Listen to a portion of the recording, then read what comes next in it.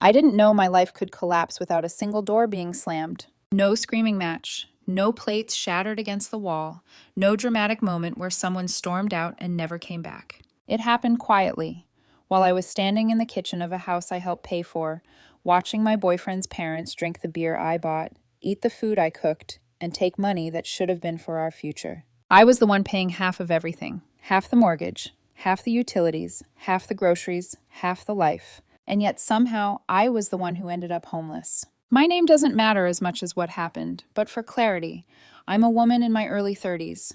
I had been with my boyfriend Daniel for years. We were supposed to get married next October. We talked about kids, about stability, about building something solid together. Instead, I found myself standing in a hotel room, surrounded by suitcases, because I dared to say one sentence out loud. This can't continue. I told him his family couldn't keep draining us financially. I told him they couldn't keep showing up unannounced, taking over our home and emotionally dismantling him in front of me. I told him I needed boundaries, or I was leaving. And he looked at me like I was the enemy. He accused me of being controlling, of trying to isolate him, of not understanding his family. Then he told me to get out. That was the moment everything began to unravel, not just for me, but for him. Because when I left, I didn't just remove myself from the house. I removed the buffer, the shield, the one person quietly absorbing the chaos so he wouldn't have to face it alone. And within weeks, his job, his friendships, his stability, his entire life started collapsing in on itself. I didn't plan revenge.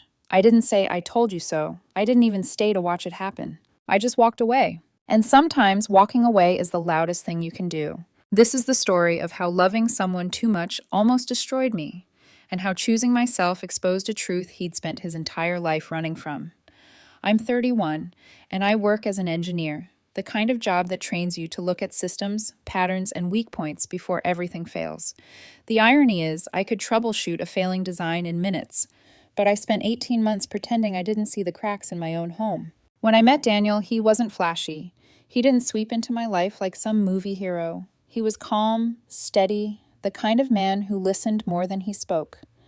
We met through mutual friends at a low-key gathering. Cheap wine, loud laughter, someone's playlist looping the same 3 songs.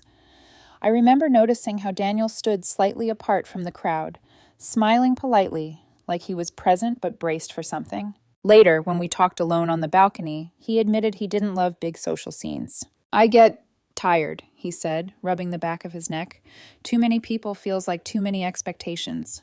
At the time, I thought it was just introversion, something gentle, something I understood. We dated for nearly 3 years. The relationship felt like exhaling. We cooked together, went on quiet weekend trips. He'd send me random texts during the day, "Saw this and thought of you." He remembered tiny details, how I took my coffee, what songs calmed me down after a hard day, how I hated being interrupted when I was reading. When things got serious, we talked about marriage in that careful way adults do, through logistics disguised as romance. He showed me rings on his phone once, like it was an accident. "You'd look good with something simple," he said. I laughed. "Are you proposing right now?" He smiled like he was embarrassed by the idea of wanting anything too loudly. "Not yet." The house. The house was the complication before it even became the battlefield. Daniel had bought it about 3 years earlier, before we were engaged. A small place in the suburbs.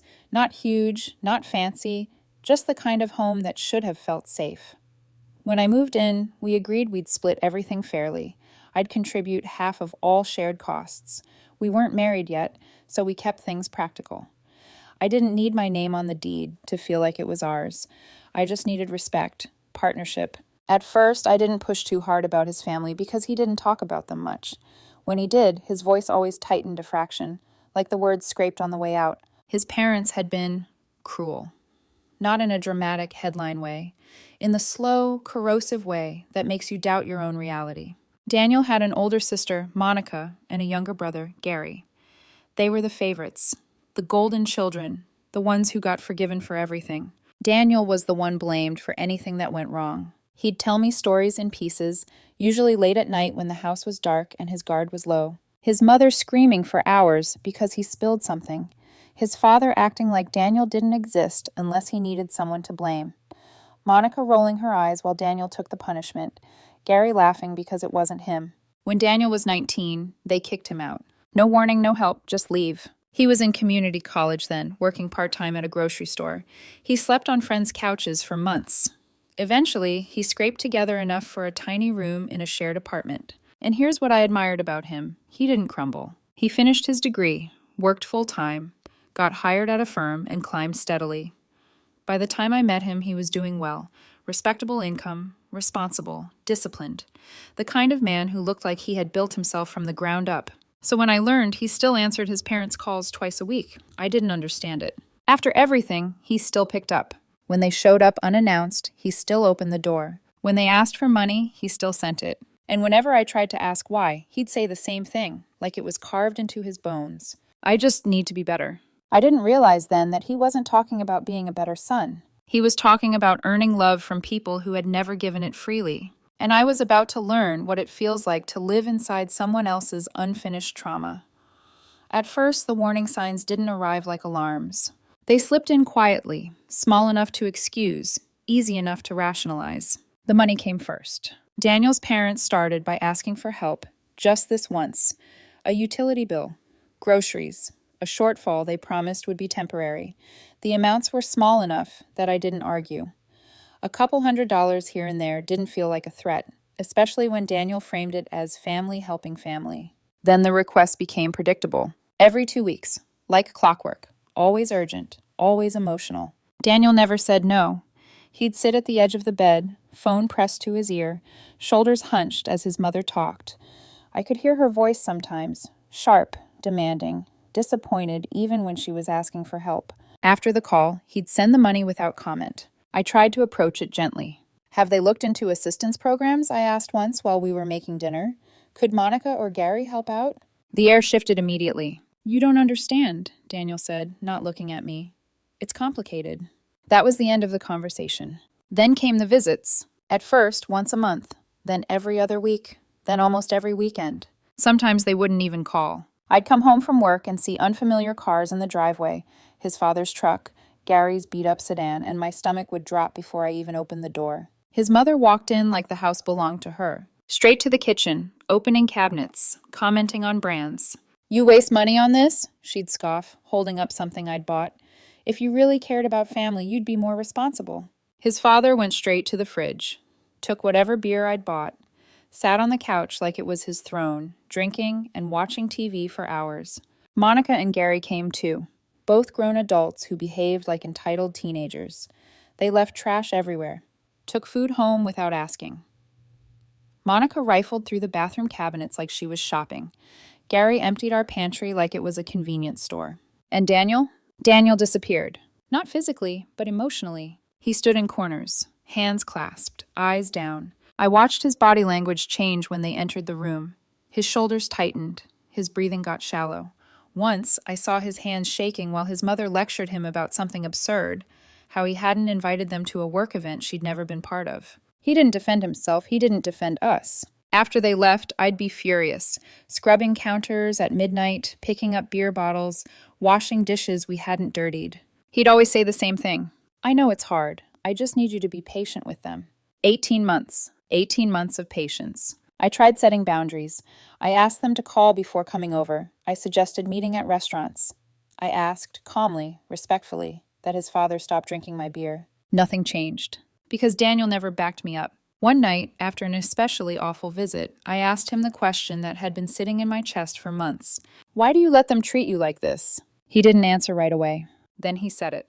I need to be better. Those exact words. I asked what that meant. Better how? He couldn't explain it, just said he hadn't done enough yet. That was when fear crept in, not anger. Fear of the future. We were supposed to get married, supposed to have kids someday. And all I could picture was his mother moving in during a pregnancy, criticizing every decision, his father drinking while we tried to care for a newborn, and Daniel standing silently while it all happened. The finances were getting worse too. I looked at our statements. Almost weekly transfers now. 200, 300, sometimes 5. Over $1,000 a month, vanishing. We were saving for a wedding, for a life. Instead, we were funding his parents' retirement while they sat on our couch. And I realized something that made my chest tighten. We weren't building a future. We were subsidizing his past. And the longer I stayed quiet, the deeper the trap became. The night everything finally tipped over wasn't dramatic in the way people expect. It was just exhausting. They showed up on a Saturday afternoon. No call, no warning. I knew the second I saw his father's truck in the driveway that the day was already lost. The front door barely closed before his dad opened the fridge and grabbed 4 beers in one motion, like he'd done it 1,000 times. His mother glanced around the living room and sighed loudly. "Our TV is still so small," she said. "You'd think by now you'd upgrade." Gary brought his girlfriend this time, someone we'd never met, so now there were 6 people in our house. They sprawled across the couch, ate food meant to last us the week, laughed loudly while I sat there smiling through clenched teeth. Hours passed. Dinner came and went. Darkness fell. No one moved to leave. By the time they finally walked out, it was almost midnight. The house looked like it had been ransacked. Empty bottles, food containers everywhere, something sticky spilled into the carpet that would probably never come out. Daniel and I cleaned until 2 a.m. He didn't speak once. I finally broke the silence. This can't keep happening. He kept scrubbing a counter, eyes fixed on the surface, like if he looked up, everything would shatter. "I'm tired," he said. "Can we talk tomorrow?" But tomorrow never came. What came instead was the future crashing into my chest. We were supposed to get married next October. We'd talked about kids in that vague, hopeful way, maybe in a few years. That night, all I could see was his parents moving in permanently, taking over, draining us, criticizing me while I carried his child, and Daniel letting it happen. The next day, I looked at the numbers again. I did the math properly this time, not just the money he sent them, but the food, the beer, the utilities. We were paying for their entire lifestyle. 2 weeks later, I sat him down. Not angry, not shouting. Serious. "I can't do this anymore," I said. "I can't marry you and bring kids into this." He stared at me like he didn't recognize the woman sitting across from him. I told him what needed to change. Boundaries. Immediately. Visits once a month with notice. No more money, or at least drastically less. And eventually, cutting contact. The silence stretched. Then his face hardened. "You don't understand my family," he snapped. I told him children shouldn't have to earn love, that parents were supposed to protect their kids. He talked over me. "You had good parents," he said. "You don't get it." I raised my voice then, not screaming, but shaking. "You can either set boundaries with them," I said, "or I'm leaving." I gave him the choice. His family, or our future. He didn't hesitate. "Get out." Just like that. It was his house. Legally, he was right. I packed that night, put my things in storage, checked into a hotel near my office. And for the first time in a year, it was quiet. No unannounced visits, no shouting, no beer disappearing from the fridge. 2 weeks passed. Then Saturday came, the day his family was supposed to visit. I muted my phone and played video games in my hotel room, ordered pizza, tried not to think. But when I checked my phone later, 14 missed calls, texts, voicemails. His voice was panicked, begging me to come back. I didn't. I went Sunday morning. Daniel was on the couch, surrounded by tissues, eyes swollen, voice broken. Without me there, the shield was gone. His parents had turned on him. They demanded money, insulted him, called him selfish, told him he'd die alone. And for the first time in his life, he screamed back. He kicked them out. They told him they were done with him. And he finally said the words I'd waited years to hear. "No matter what I give them, it will never be enough." I listened quietly. Then I told him the truth I'd been holding inside for months. I was resentful. I was exhausted. And if we were going to move forward, it would only be under non-negotiable conditions. Sell the house. No contact, no money, no access to our future. He agreed. But the way he said yes wasn't relief. It was fear. And deep down, I knew. This wasn't over. I didn't feel victorious after that conversation. There was no relief, no sense of finally, we're moving forward. Just a heavy, unsettling quiet that followed me back to the hotel. Daniel had agreed to everything, selling the house, cutting off financial support, limiting contact. But his agreement didn't come from clarity. It came from shock. From being emotionally gutted by the very people he'd spent his entire life trying to please. And that scared me more than if he'd argued. I stayed at the hotel. We agreed to see each other there instead.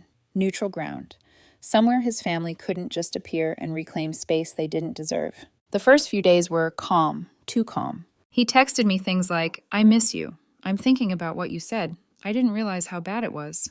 But there was something missing. Ownership. Everything he said still centered around what they did to him, not what he allowed to happen. To himself, to me, to us. Then came the message that made my stomach drop. He wanted to talk, in person. He arrived at the hotel later than expected, around 7. He normally finished work at 5. The second he sat down, I knew something was wrong. He didn't look angry. He didn't look relieved. He looked rehearsed. "I've been thinking," he started, words coming out too smoothly, "and I think you've been controlling." The word hit me like a slap. He kept going. "You tried to isolate me from my family. Your demands were unreasonable. You never understood what I went through as a kid." My chest tightened, not because of what he was saying, but because of how he was saying it. This wasn't his voice. He had never called me abusive, never accused me of isolating him, never used language like this. I asked him gently, "Did you come up with this on your own?" He didn't answer. Instead, he pivoted. "You lived in my house like a parasite," he said, "taking advantage of me." That's when I stopped him. "I paid half of everything," I said calmly. "Mortgage, utilities, groceries, every month." He stumbled over his words, then repeated himself, like he hadn't expected facts to interrupt the script. I reminded him that I never stopped him from seeing his family, never told him not to talk to them. All I asked was that they stop treating our home like a hotel and an ATM. Then I said something he couldn't refute. "Your friends stopped coming around," I said. "Not because of me, but because of your family." Silence. He raised his voice then, saying the same phrases over and over. "I need to be better. You don't understand. They're my family." That was when it truly hit me. This wasn't about boundaries. This was about identity. Daniel didn't want to be free. He wanted to keep believing the lie that if he just sacrificed a little more, tried a little harder, erased himself a little further, he'd finally earn their love. I told him he needed to leave before hotel security got involved. He refused, so I opened the door and stood there. He left, still shouting that I was abandoning him. After the door closed, I stood frozen in the room. A knock came a minute later. An older couple from next door asked if everything was okay. I smiled and said, "Just a bad breakup." The next day, I heard from his friends. He'd called them, told them I was abusive, controlling, isolating him. Every single one of them said the same thing to him. "We're worried about you. Maybe you need space from your family." He hung up on all of them. Then came the worst news. He'd missed work. 3 days. No calls, no explanation. His boss was trying to reach him. In less than a week, Daniel had burned every bridge that wasn't connected to his parents. And for the first time, I understood something painful and final. You can love someone deeply and still be the wrong person for them to heal around. Because healing requires wanting something different. And Daniel didn't want different. He wanted familiar pain. I packed my things emotionally that night. Not physically, but internally. The engagement was already dead. I just hadn't said it out loud yet. I left for my parents' place the next morning. 3 weeks, different state, different air. I told myself the distance would clear my head. But even miles away, Daniel's spiral followed me like an echo. It didn't take long. The messages started coming through from mutual friends. Concerned, confused, careful in the way people are when they're trying not to choose sides. Apparently, Daniel had been calling people at odd hours, repeating the same story, that I'd controlled him, isolated him, turned him against his family, that I'd forced him to choose. What he didn't mention was the money, the yelling, the unannounced invasions, the years of emotional abuse he'd normalized. Then came the update that made my chest tighten. He hadn't gone back to work. Not once. No emails, no explanations. By the end of the week, he was fired. I wasn't surprised, but I was still shaken. Daniel had always been responsible. Work was the one place where he felt competent, respected. Losing that anchor, it was like watching the last piece of his independent identity slide away. When I returned to town, I didn't go back to the house. I stayed at a friend's apartment and texted Daniel that I needed to retrieve a few remaining things, documents I'd forgotten in the chaos. He made it difficult, offered times that didn't work, said he might not be home, delayed until the last possible moment. I asked a friend, Connor, to come with me. Not inside, just to wait in the car. I didn't trust the situation anymore. Daniel opened the door. I almost didn't recognize him. He'd lost weight. Dark circles hollowed out his eyes. His hair was unkempt. He was wearing stained sweatpants and an old t-shirt, the kind he used to wear only when he was sick. The house was worse. Dishes stacked in the sink, trash bags by the door, mail scattered everywhere. It smelled stale. I went to the spare room and gathered my things quietly. The whole time, Daniel followed me at a distance, watching, silent, like I might vanish if he blinked. Then he started talking. "I'm seeing someone," he said suddenly. The words felt wrong, out of place. "I'm having the time of my life," he continued. "I'm free now." But his face didn't match the story. No joy, no spark, just exhaustion. He called me boring, controlling, said I'd held him back. I asked about work. He hesitated.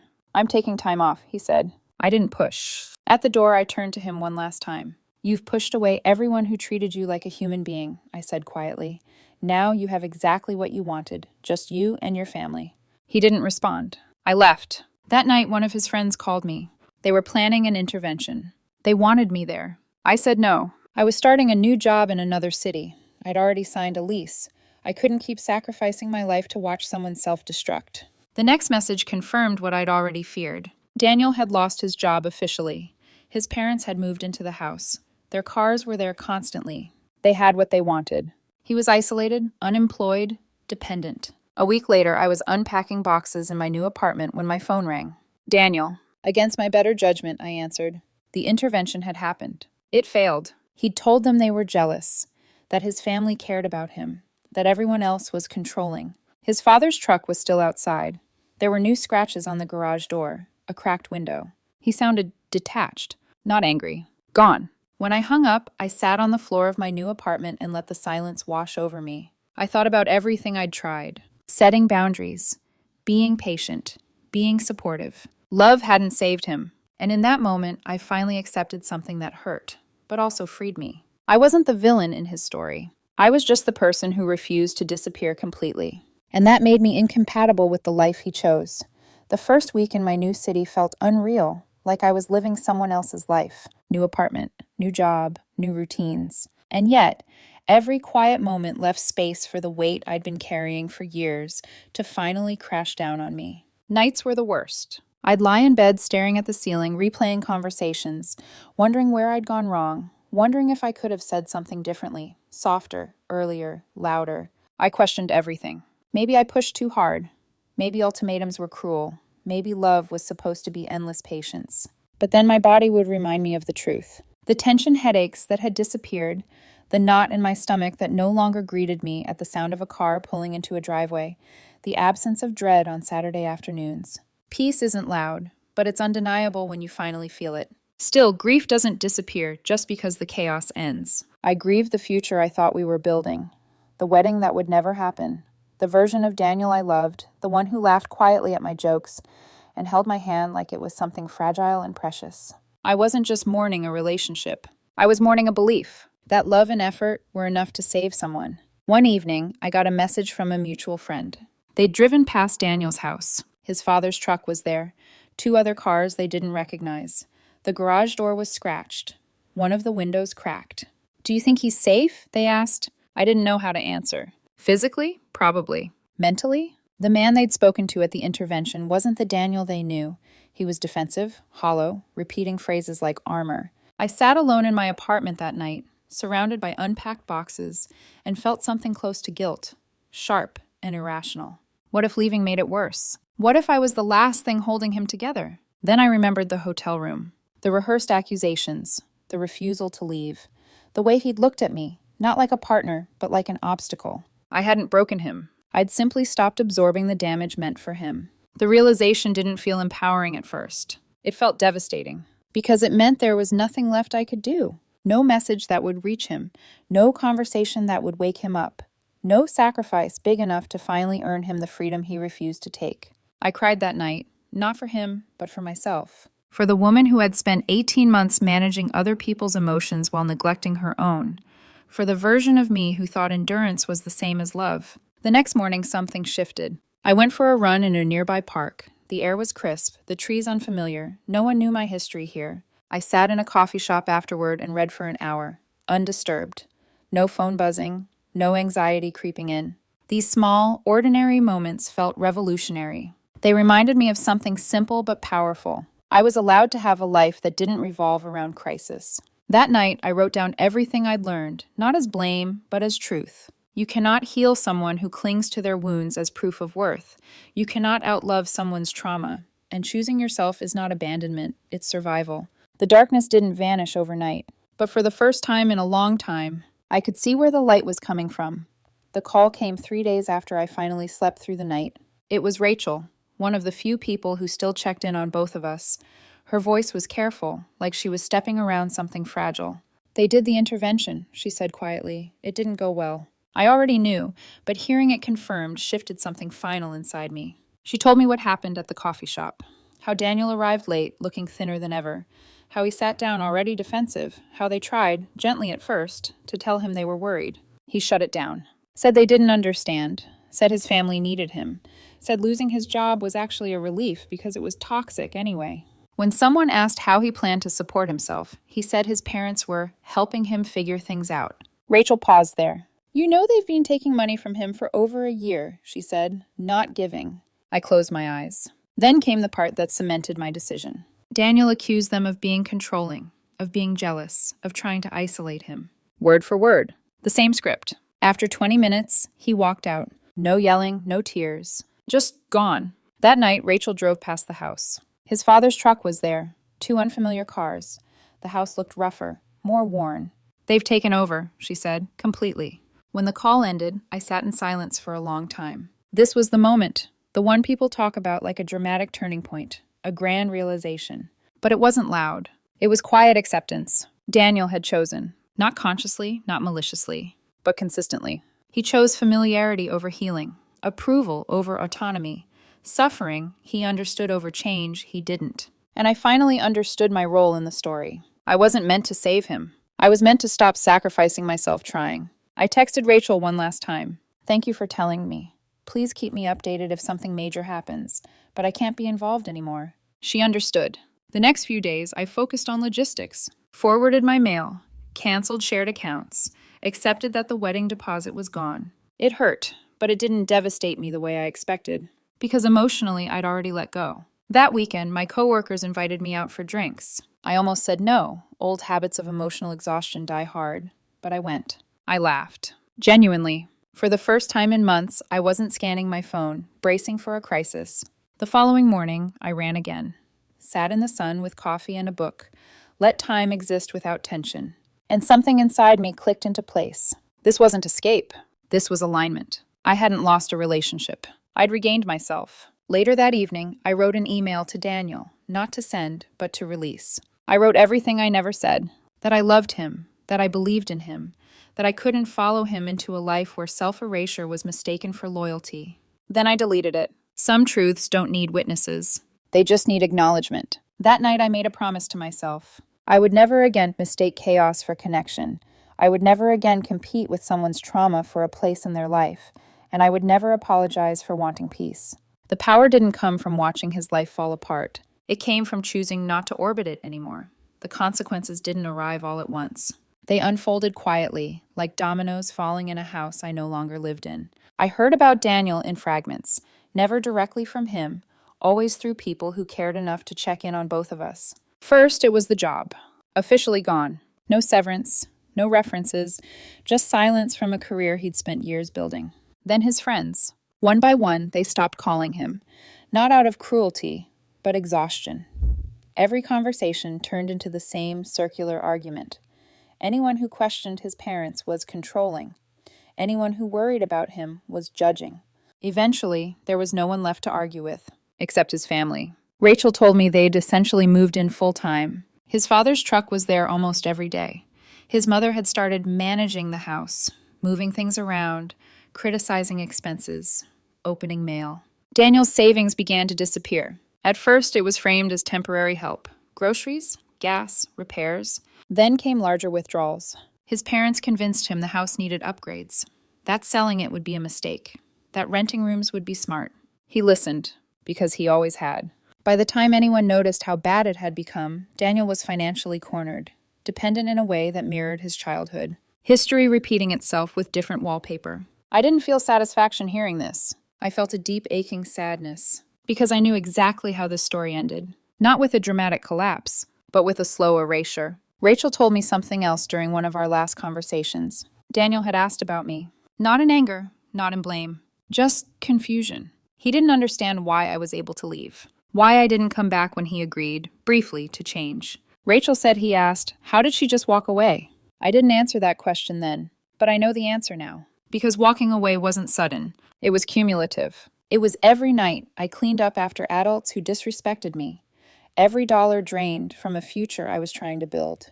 every time I watched the man I loved shrink to survive people who fed on his guilt. I didn't walk away because I stopped loving him.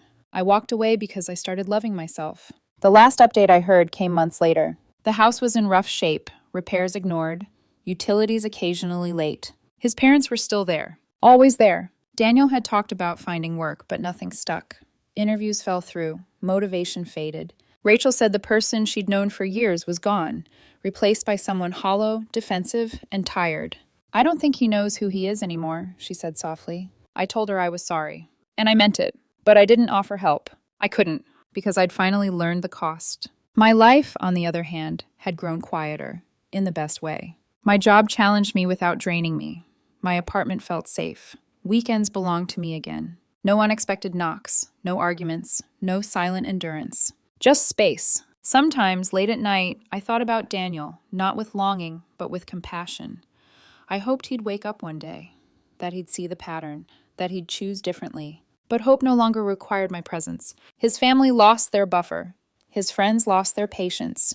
His stability crumbled under the weight of choices he refused to examine. And I lost something too. The illusion that love alone could fix everything. What remained was truth and peace. I don't think of myself as someone who escaped.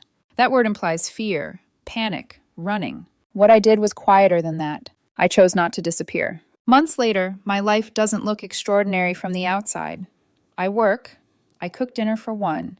I take long walks without checking my phone every few minutes.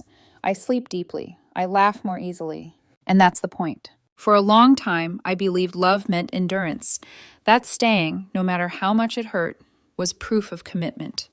I thought if I just held on long enough, if I was patient enough, supportive enough, silent enough, everything would eventually stabilize. It didn't, because love cannot grow where self-erasure is required. What I learned is this. You cannot rescue someone who is still trying to earn love from people who taught them they were unworthy of it.